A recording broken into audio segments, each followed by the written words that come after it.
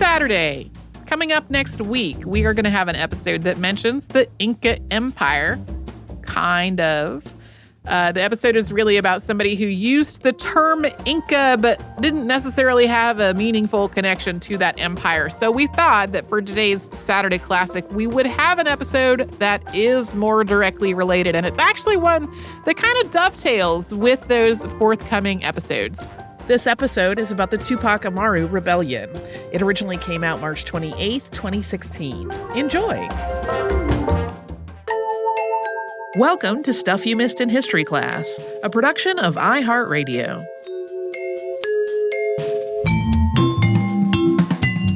Hello, and welcome to the podcast. I'm Tracy V. Wilson. And I'm Holly Fry. We have some South American history today. Yay! So, given how many of our listeners are from places that either are or used to be British, I think probably most folks know at least the very basics of the Revolutionary War, which went on from 1775 to 1783 between the British Empire and its American colonies. So today we are going to talk about another conflict that overlapped this war and was between another empire and its American colonies. This time, the war was between Spain and its colonies in South America. In particular, we're talking about the Tupac Amaru Rebellion, which took place from 1780 to 1783, so right at the end of the same time as the Revolutionary War. It started in the Andes Mountains in Peru, and in addition to stretching over multiple years, this rebellion actually wound up spanning more territory than the Revolutionary War did. So, as you might imagine, you could really spend a whole series of podcasts on this rebellion just like you could with the Revolutionary War. So, today is really an overview of the basics. And just because I don't want folks to spend this podcast distractedly wondering about it every time we say Tupac Amaru, yes, the late rapper Tupac Shakur was named after him. His mother actually renamed him after this revolutionary figure while he was still a baby. And our last caveat is a parent-teacher heads up. This story contains a couple of particularly horrifying executions. One of them caused me to I am Holly while I was doing the research to say this sounds like it came out of Game of Thrones. So this might be a podcast to listen to yourself before sharing it with little ones, and then use your own discretion about whether it's appropriate for those little ones. All right. So, Spain's colonization of Central and South America, which started in the 16th century, had three primary aims: to expand the Spanish Empire, to seek treasure, and to convert the local population to Christianity. Today's story, as Tracy referenced just a moment ago, takes place in the Andes Mountains in Peru in the 18th century. Yeah, so Spain had been around for a couple hundred years in Central and South America by this point. The population by now in this part of the Andes Mountains was overwhelmingly made up of indigenous South Americans known as Quechua. And their languages were all part of the Quechuan language family. The Quechuan language family goes back to the days of the Inca Empire, and a lot of the indigenous people who were living in the Andes Mountains by the 18th century traced their lineage back to the Inca as well. In addition to the region's indigenous population, there were also Spanish Europeans, people who had both European and indigenous ancestry who were referred to as mestizos, and people of European ancestry who had been born in South America, who were referred to as Creoles. And there were a few, although not very many, enslaved Africans along with their descendants. The population of enslaved Africans was much greater in some other parts of South America, but not so much in the Andes Mountains. We can look at the system of local government that Spain had instituted in Peru in terms of three roles. There were, of course, lots of other roles besides these three, but these are sort of the key figures. On the Spanish side, there was the corregidor, who was an official representative of the Spanish government. On the indigenous side, there was the curaca, or the cacique, who was essentially a native liaison between the native population and the Spanish government. Curaca was actually a Quechuan title dating back to the Inca, and cacique was the Spanish term that was applied to the same basic role. And then there was the local clergy, the parish priests who were responsible for particular towns and settlements. Together, the curaca, the corregidor, and the priest saw to the government and the legal and spiritual needs of the community, at least from the Spanish point of view. Although the presence of the Caraca may make it seem as though Spain was taking steps to include the indigenous population in the system of government, this wasn't really the case. Many of the indigenous populations spoke only Quechuan languages, but official events and documents were presented only in Spanish. Apart from the Caraca, most of the people involved in the government were not only Spanish, but also had been born in Spain and not South America. While it's certainly within the realm of possibility that an individual corregidor could be acting with the indigenous population's best interest at heart, this was really a position that was quite prone to greed and mismanagement and abuse. The position itself was immensely powerful. It had grown from one that was mostly judicial to one that combined judicial, administrative, and legislative power all into one centralized role.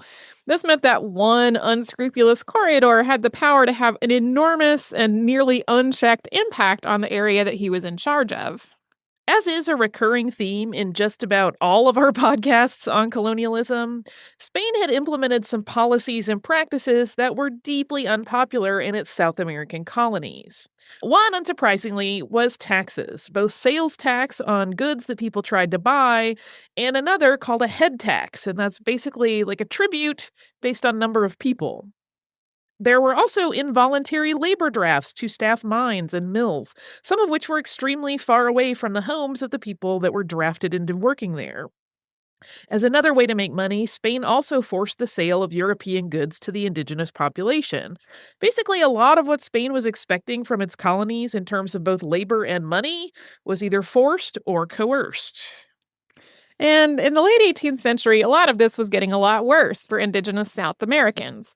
Spain had been in the process of implementing a lot of changes to how it ran its empire. These became known as the Bourbon Reforms, after the royal house of the same name.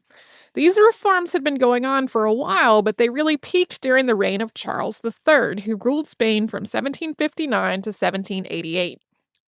The Bourbon reforms had wide-reaching effects for Spain's military and government, and for how religion affected the government and civic life.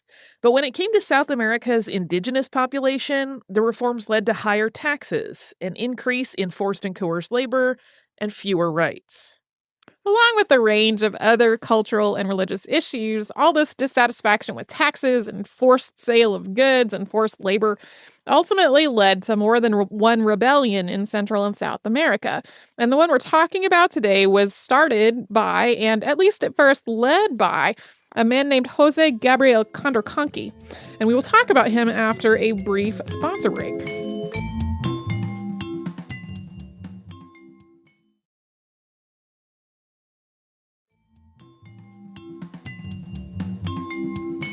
Jose Gabriel Condorcanqui was born around 1742, and he claimed that he could trace his lineage back to the last ruler of the Inca Empire, Tupac Amaru.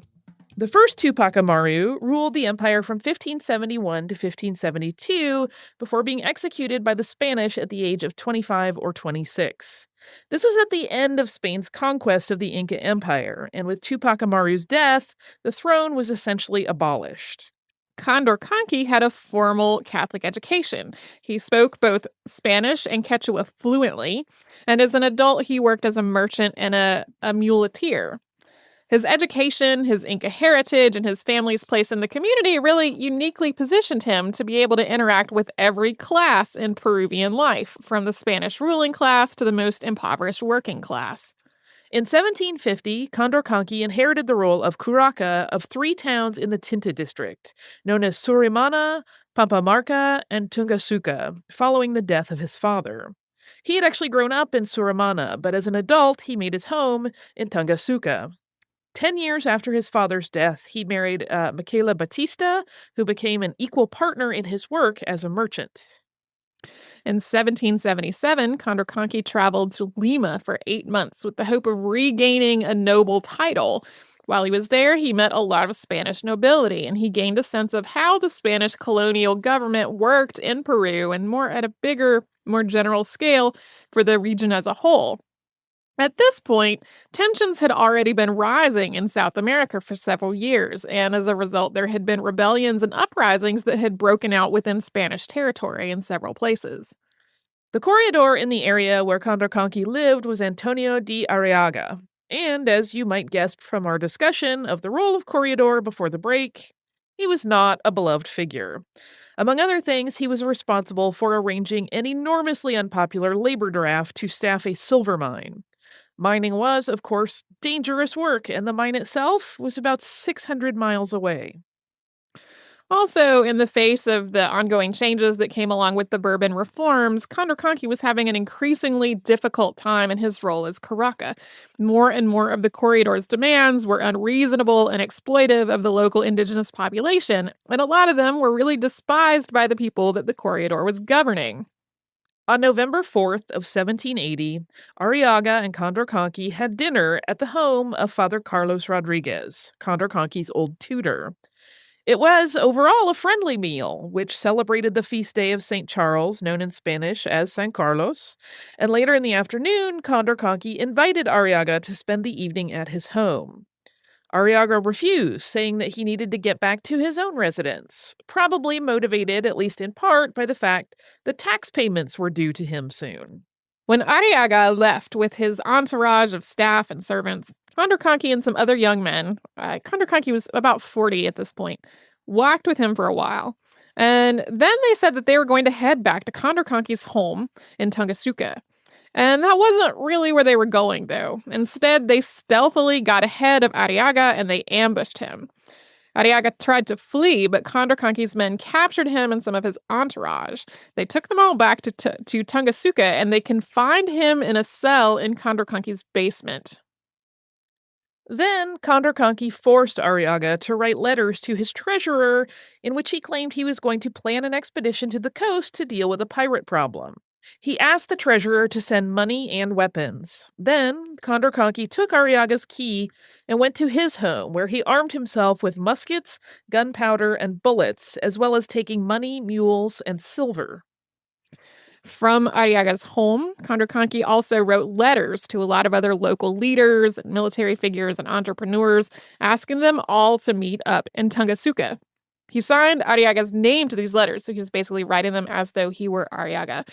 He also wrote to the other Caracas in the area, asking them to send troops to Tungasuka as well. And he started stationing sentries along the road to Cuzco to try to keep the Spanish government from hearing about this massive gathering that was starting to form in Tungasuka. Over the next few days, all of these people that Condorcanqui had written letters to started arriving in Tungasuka. Thousands of people arrived and had no idea that the Corregidor was imprisoned in a basement not far from where they were congregating. Spanish leaders who answered that call were also imprisoned. On November 9th, Condorcanqui sent a priest to Arriaga's cell to take his confession, and at this point, Arriaga knew that he was probably going to die. He started trying to bargain with his fortune. He basically offered Condorcanqui everything he had in exchange for his freedom, but Condorcanqui refused. Meanwhile, Condorcanqui started telling people who had assembled in Tungasuka that he was acting under the authority of the king, the high court, and visitor general Jose Antonio de Areque. He set them to practicing military maneuvers, and he increasingly did something that he had already been prone to doing, referring to himself by the name of the Inca Empire's last ruler and his ancestor, Tupac Amaru. He also conducted reviews of these maneuvers on horseback, and he wore clothing that combined elements of traditional indigenous attire as well as the fine silks and furs and gold that were a lot more common among the Spanish aristocracy. He's reported to have cut a very fine figure doing this. On the 10th, Tupac Amaru, Condorcanqui going by that name, once again had the assembled crowd, which numbered thousands of people, line up in a military formation. And then he had them march to a nearby set of gallows.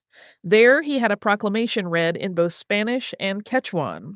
And according to this proclamation, the king had abolished the sales tax, the custom houses, and the forced labor draft to the silver mine. And this proclamation went on, the king's wish was for the indigenous South Americans and the Creoles to live in harmony with one another. Because that's the name that he adopted as he led this rebellion, we're basically just going to call him Tupac Amaru for the rest of the episode. And of course, none of these things that he was proclaiming were actually true. He had written all of these proclamations himself, but they were, of course, extremely well received.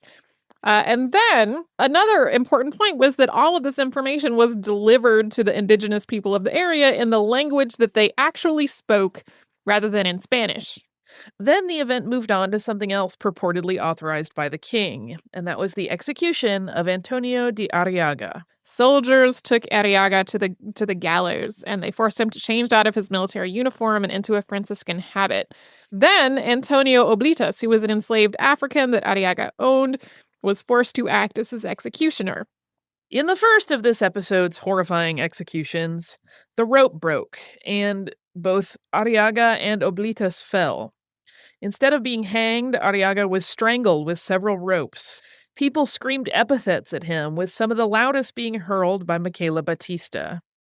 While Tupac Amaru had taken steps to keep word of what was going on from reaching Cusco, where it would then get to the rest of the Spanish Empire, the news that he had executed the corregidor just could not be contained, and we will talk about what happened after that news spread after another brief word from a sponsor.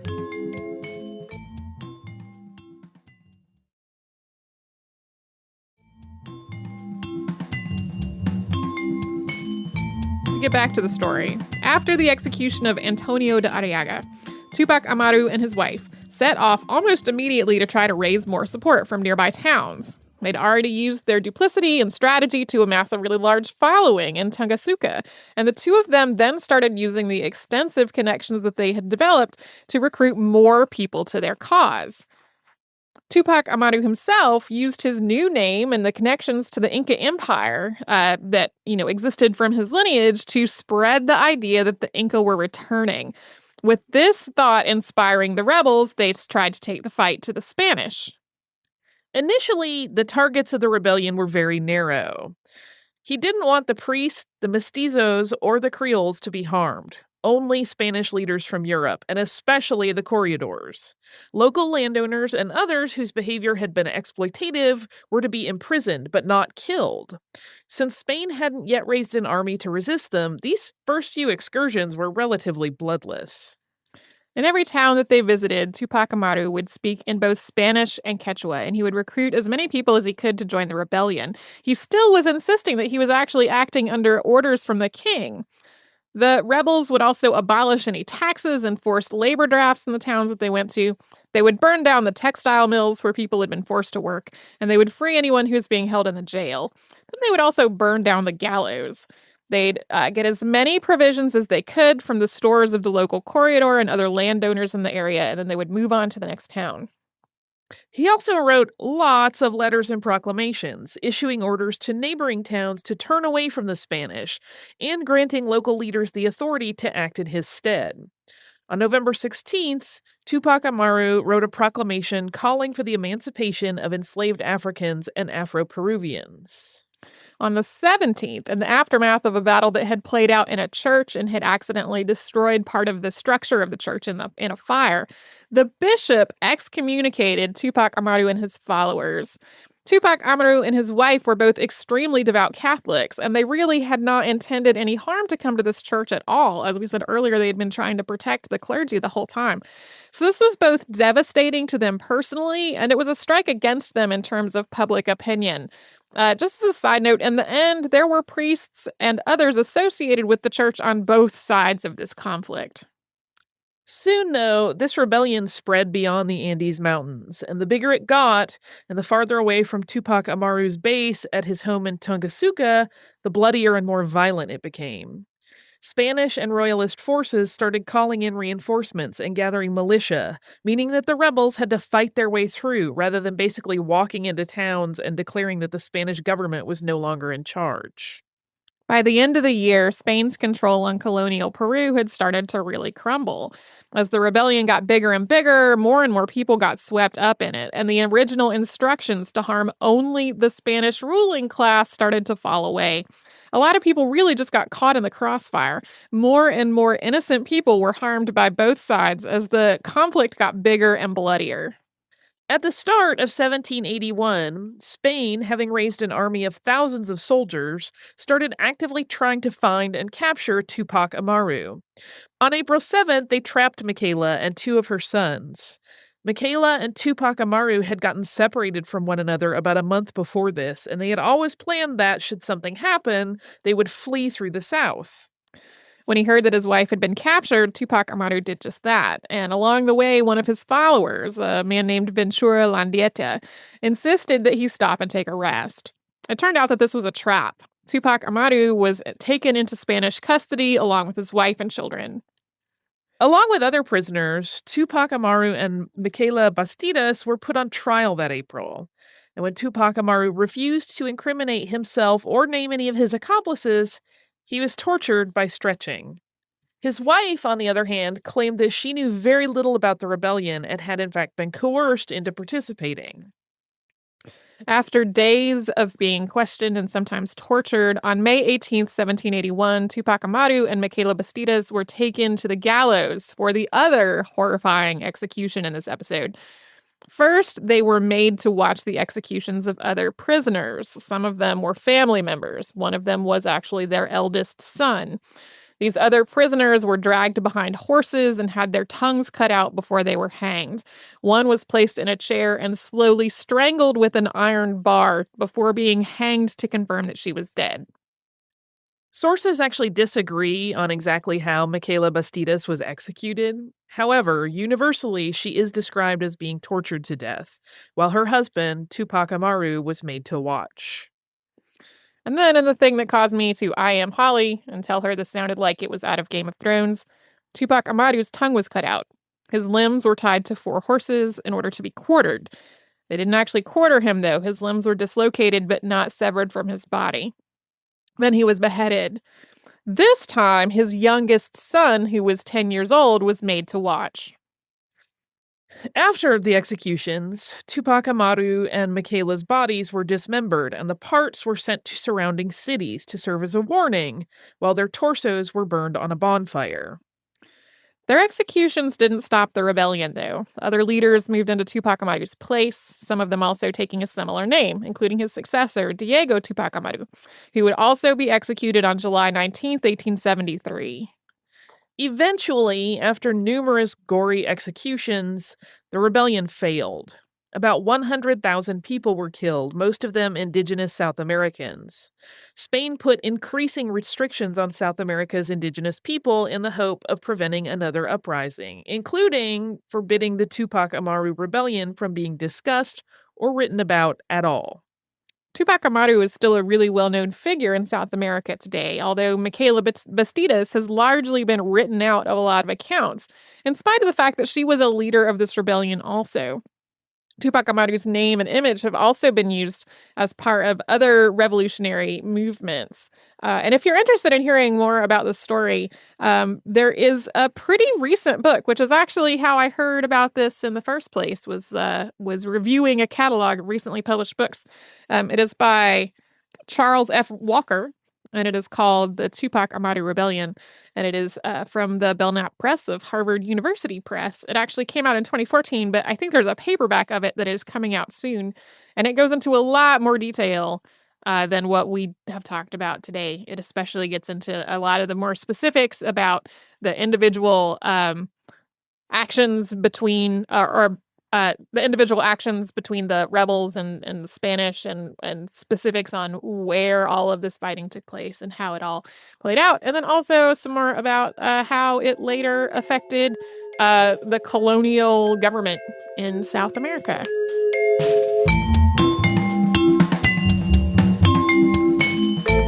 Thanks so much for joining us on this Saturday. Since this episode is out of the archive, if you heard an email address or a Facebook URL or something similar over the course of the show, that could be obsolete now. Our current email address is historypodcast@iHeartRadio.com.